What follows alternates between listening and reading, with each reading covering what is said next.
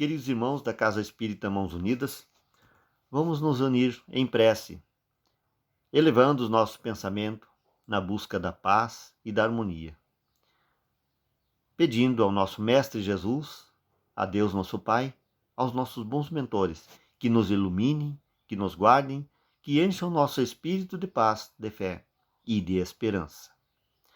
Num momento desses, nós paramos para pensar num tema que poderíamos desenvolver para este momento.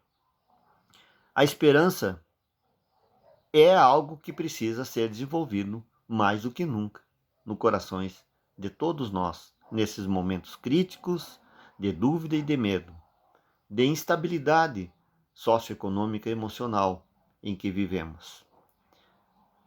Mas o que é a esperança?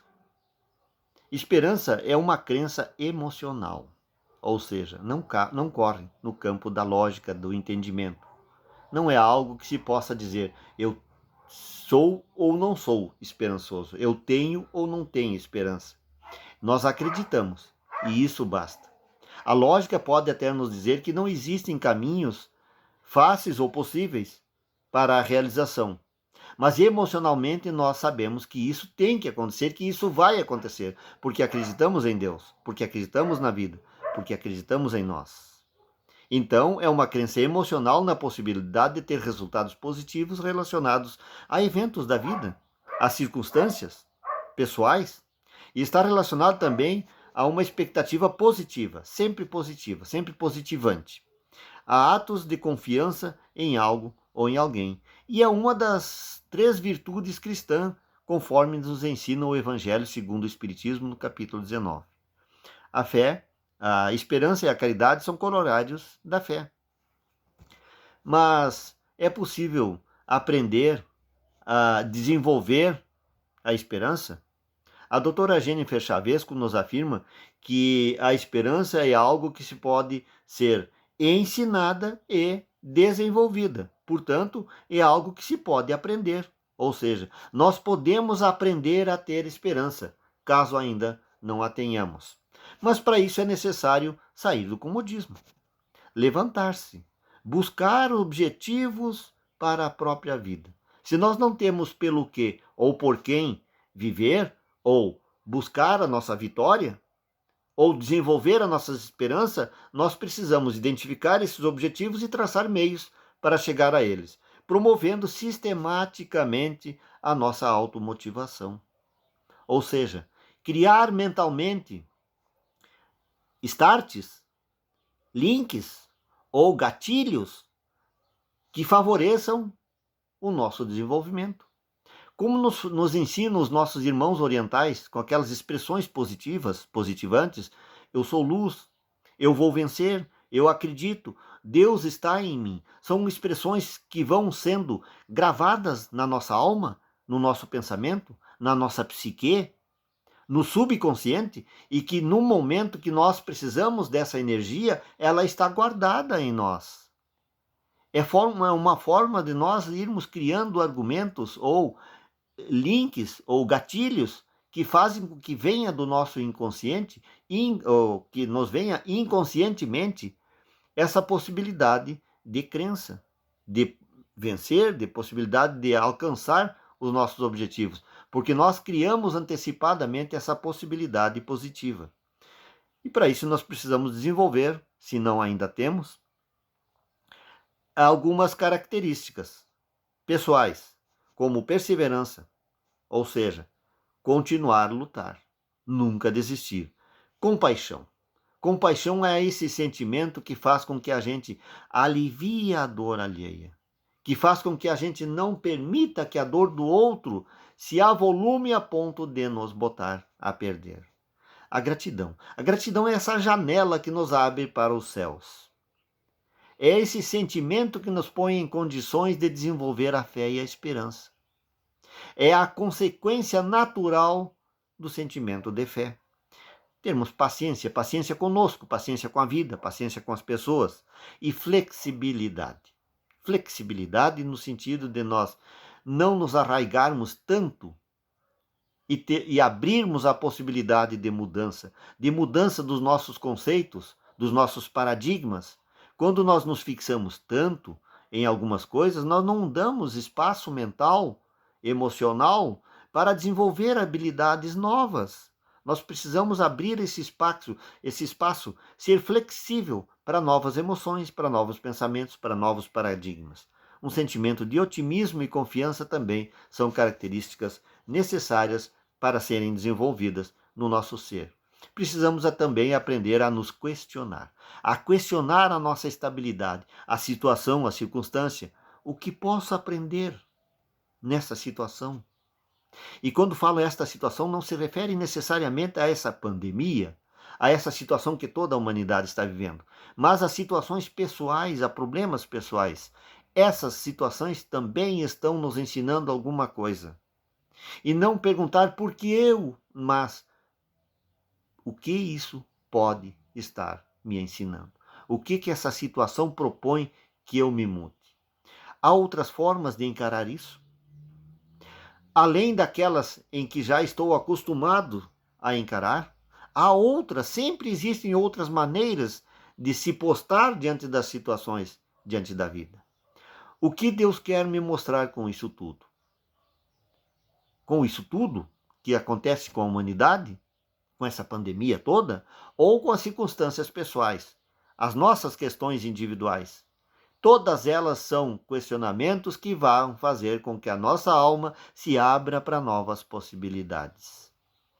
Mas como saber se já temos esperança? Se temos esperança já guardada em nossa alma, em nosso coração? Snyder nos ensina que se você sabe, sente e sabe o que quer na vida, e você tem vontade para chegar a essa realização, então você já tem esperança. Algumas ações que a esperança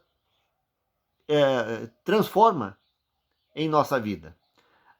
A esperança tem como ação, no campo da emocionalidade, produzir um sentimento de consolo, tranquilidade e segurança. Emocionalmente, nós nos sentimos em paz, com mais tranquilidade, portanto, com mais possibilidades de pensar e de tomar decisões que nos inspiram maior segurança em nós mesmos, na vida. No campo dos comportamentos, no campo comportamental, influi positivamente nas relações interpessoais, gerando diálogo mais espontâneo, sincero e aberto. E nessas relações interpessoais não é só a relação com os outros, é a relação conosco mesmo, relação com a vida, nas nossas relações com Deus, com a humanidade, conosco e com o próximo, com os elementos que compõem o nosso núcleo familiar, por exemplo. Gera aí esse estado de maior espontaneidade, de maior sinceridade, de maior abertura. Espiritualmente, a ação da esperança é a expressão da fé, do exercício da fé com mais abertura, com mais transcendência, com mais confiança e autoconfiança na justiça divina. E no campo da racionalidade, se ela pode ser desenvolvida, ela terá que agir no campo da racionalidade. Ou seja, terá que ser uma esperança racional, como a nossa fé é racional. No Livro dos Espíritos, no livro 4, das Esperanças e Consolações, ele nos ensina, nos mostra a verdadeira confiança na justiça divina, baseado no amor e na misericórdia da justiça divina. Nos ensinando a confiar, porque Deus é justiça perfeita. Tá? Com o entendimento que a doutrina espírita nos traz, nos ensina, tudo ganha sentido na vida. Com a reencarnação, por exemplo, a justiça divina se faz presente, se faz ativa. A justiça da equidade, da possibilidade de solucionar o que ainda não podemos solucionar, de chegar a soluções mais perfeitas, novas oportunidades. Esta é a mensagem da reencarnação. Na lei de causa e efeito, nos mostra que nós somos construtores e herdeiros de nós mesmos. E a lei de causa e efeito, ou seja, nós somos o que nós fizemos de nós mesmos. E o que nós estamos fazendo hoje é a semente daquilo que nós seremos no nosso futuro. A lei de evolução nos mostra que somos fadados à evolução, ao aperfeiçoamento. E essa é a razão da nossa vida, o aperfeiçoamento sempre. Como nós citamos em o Evangelho segundo o Espiritismo, no capítulo 19, no item 11, fé, esperança e caridade, no segundo parágrafo nós encontramos esta assertiva: a esperança e a caridade são corolários da fé e formam com esta uma trindade inseparável. Não é a fé que faculta a esperança na realização dos promessas do Senhor? Se não tendes fé, o que esperais? Não é a fé que dá o amor? Se não tendes fé, qual será o vosso relacionamento, reconhecimento e, portanto, qual será o vosso amor? Como conclusão, observamos que somente a fé raciocinada é inabalável, pois está baseada na razão e não na fantasia ou em dogmas. Assim, a esperança inabalável tem como base a fé inabalável. Portanto, fé e esperança não são condições religiosas, mas alicerces conquistados com perseverança, com meditação, estudo e reflexão. Ou seja, pode ser desenvolvida com perseverança, com meditação, com estudos e com reflexão. A esperança é o remédio eficaz para suportar as condições da vida. As condições citadas, por exemplo, da nossa momentaneidade, em que estamos vivendo em condições um pouco críticas, um pouco delicadas, a esperança é o remédio eficaz para suportar as condições que a vida nos impõe nesse momento. Por exemplo, quem possui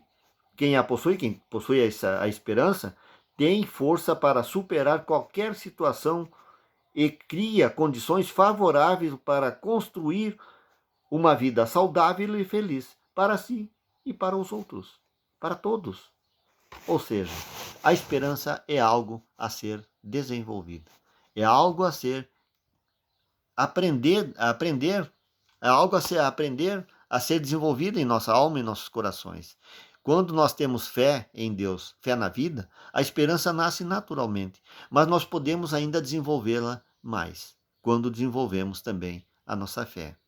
Que Jesus, no seu amor infinito, nos inspire, nos dê força e nos guarde em todas as circunstâncias da vida. Que assim seja.